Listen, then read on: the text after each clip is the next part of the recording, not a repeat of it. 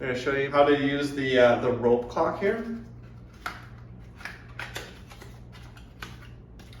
So the rope caulk comes out and it's in a roll like this, and it's very similar to clay or Play-Doh. It's very easy to use, and you just take one of the strings and you peel it off carefully.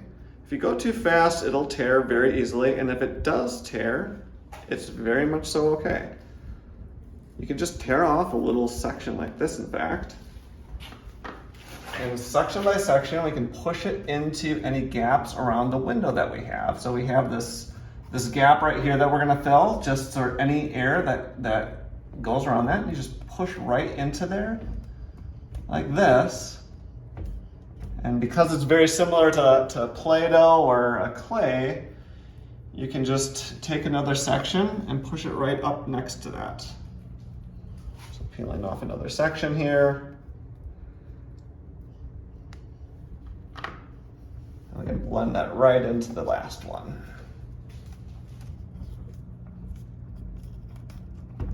You can see, you can't even tell where the first section was and the second. And we can do this whole gap right here all the way alongside the window.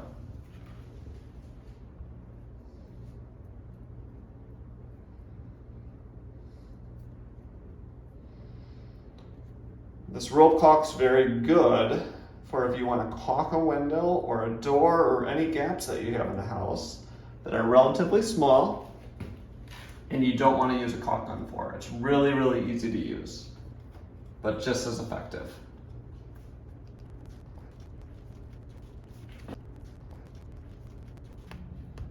We do want to make sure that the rope caulk isn't touching the movable parts of the window. So this right here, this is part of the window that would open.